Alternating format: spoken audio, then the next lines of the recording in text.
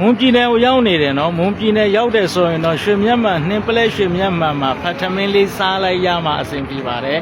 နော်အခုအချိန်ကတော့နေ့လယ်3 နာရီဝန်းကျင်အချိန်ရှိတယ်ထမင်းချိန်တော့မဟုတ်ဘူးဒါပေမဲ့မွန်ပြည်နယ်ရောက်တယ်ဆိုရင်နှင်းပလဲရွှေမြတ်မှန်မှာပေါ့နော်အဲ့ဖတ်ထမင်းလေးကိုစားလိုက်ရမှာပေါ့နော်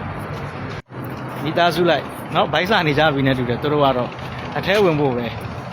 ကဲဝင်လိုက်အောင်မရောက်တာကြာပြီ9 နှစ်6 နှစ်လောက်ရှိပြီသမီးလေးတက်တက်ရှိပြီပေါ့နော်မွန်ပြည်နယ်ကိုမရောက်တာအဲ့တော့စိုင်းနေပါတယ်တောင်မှအစ်စ်ဖြစ်သွားပြီကြောင်းလဲသွားပြီပေါ့နော်အမှတ်မိဘူးတော်တော်လေးကိုရှာယူလိုက်ရစိုင်းအခင်းချင်းကလည်းတော်တော်မိုက်တယ်နော်ကဲသူတို့တော့နေရာယူပြီးသွားပြီတဲ့စိုင်းကတော့တော်တော်ကိုတာနာသွားပြီနော်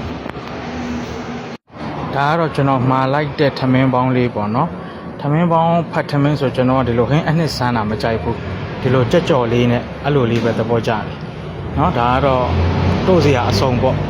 နော်မီမီလေးကတော့9နဲ့တဲ့မီမီလေးကတော့9နဲ့စားမှာတဲ့ကဲကျန်တဲ့လူတွေကတော့မှားထားတာမရောက်သေးဘူးတတကတော့ဗိုက်စာလို့တဲ့မုံလာဦးကြီးကြိုက်ကဲစားကြပါအောင်